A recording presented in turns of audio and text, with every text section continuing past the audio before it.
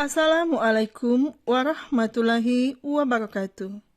Saya Tati Sumirah, calon guru penggerak Angkatan 7 dari SMA Negeri 5 Lahat, Provinsi Sumatera Selatan. Berikut koneksi antar materi, kesimpulan, dan refleksi modul 1.1 Pendidikan Guru Penggerak. Setiap anak memiliki sifat yang unik dan potensi yang berbeda-beda. Seorang pendidik harus mampu memaksimalkan potensi yang dimiliki oleh seorang anak. Hal ini sesuai dengan pemikiran Ki Hajar Dewantara, yaitu pendidikan yang berpihak pada murid. Kita semua tentunya sangat mengenal Bapak Ki Hajar Dewantara, yang merupakan Bapak Pendidikan Indonesia, yang filosofi pemikirannya tetap relevan sampai dengan sekarang. Menurut pemikiran Ki Hajar Dewantara, pendidikan harus berpihak pada murid, sehingga guru harus bisa menuntun murid sesuai dengan kodratnya, baik kodrat alam maupun kodrat zaman, sehingga bisa menumbuhkan karakter positif yang kuat. Pendidikan adalah tempat persemaian benih-benih kebudayaan dalam masyarakat. Ki Hajar Dewantara memiliki keyakinan bahwa untuk menciptakan manusia Indonesia yang beradab, manusia yang mampu menggali potensi, kreatif, inovatif, dan berkarakter, maka pendidikan menjadi salah satu kunci utama dalam mencapainya.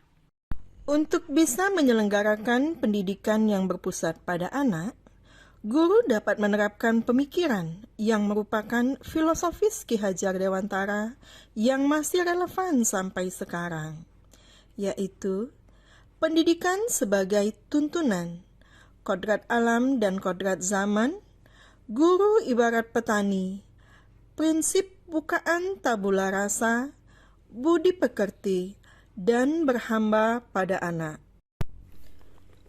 Pendidikan sebagai tuntunan.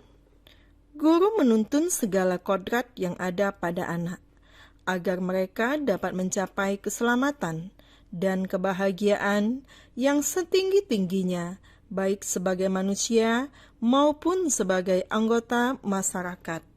Kodrat alam dan kodrat zaman. Pendidikan anak sejatinya menuntun anak untuk mencapai kekuatan kodratnya sesuai dengan alam dan zamannya. Kodrat alam adalah lingkungan alam tempat peserta didik berada, baik itu kultur budaya maupun kondisi alam geografisnya. Sedangkan kodrat zaman adalah perubahan dari waktu ke waktu.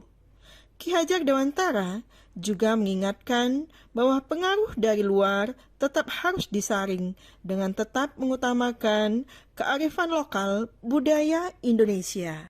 Guru ibarat petani. Peran guru diibaratkan sebagai seorang petani yang tugasnya adalah merawat sesuai kebutuhan dari tanaman-tanamannya itu agar tumbuh dan berbuah dengan baik.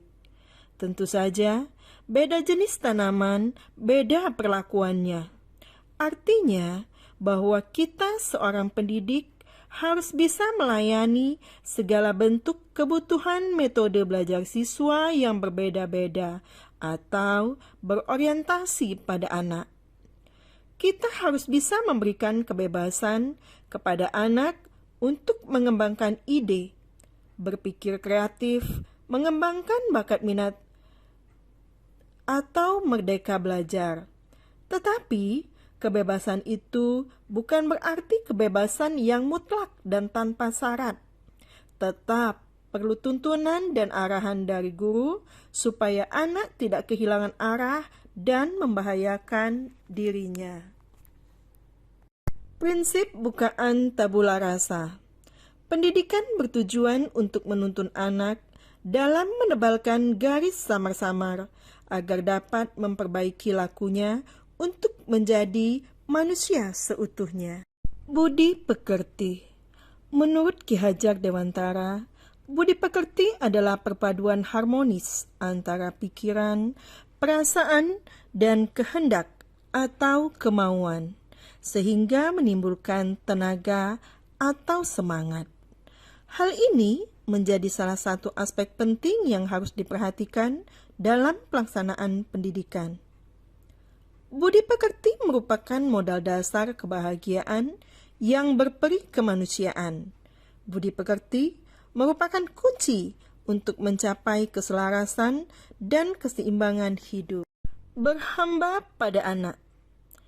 Pendidikan yang berhamba pada anak menekankan pada minat, kebutuhan, dan kemampuan individu, menghadirkan model dan metode belajar yang menggali motivasi untuk membangun kebiasaan anak menjadi pembelajar sejati yang merdeka.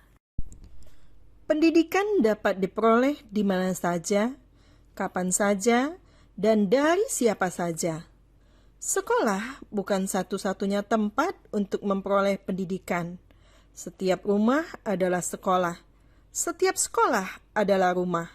Bahkan di jalan atau di hutan sekalipun, kita dapat belajar sesuai dengan kodratnya. Pendidikan tidaklah terbatas hanya oleh dinding-dinding kelas yang selama ini kita lihat. Sebelum saya mempelajari modul 1.1, saya meyakini bahwa siswa adalah kertas kosong. Tugas guru adalah untuk mentransfer pengetahuan. Apa yang guru ketahui diberikan kepada anak sebagai suatu paket ilmu pengetahuan yang sesuai dengan tuntutan kurikulum. Pembelajaran adalah proses membuat peserta didik aktif. Awalnya, saya percaya campur tangan yang dominan dari guru adalah suatu keharusan. Pembelajaran terpusat pada peran guru sebagai pendidik sangat dominan. Pembelajaran adalah kegiatan belajar mengajar di dalam ruang kelas. Saya lebih terfokus ke tuntutan kompetensi yang diamanatkan dalam kurikulum. Perubahan dari pemikiran atau perilaku saya setelah mempelajari modul 1.1. Pemikiran saya berubah setelah mempelajari filosofi pendidikan dari Ki Hajar Dewantara. Pemikiran-pemikiran beliau mencerahkan pemahaman yang selama ini saya yakini. Siswa harus diberi kebebasan berinteraksi dengan sumber belajar yang beragam. Anak bukanlah kertas kosong. Anak ibarat kertas buram yang sudah terisi. Isinya adalah kodrat anak. Tugas kita sebagai guru adalah menuntun dan merawat anak sesuai dengan kodratnya. Dalam hal ini, pembelajaran harus berorientasi kepada murid, sesuai dengan kodrat keadaan. Namun, tetap harus memperhatikan ketercapaian kurikulum nasional.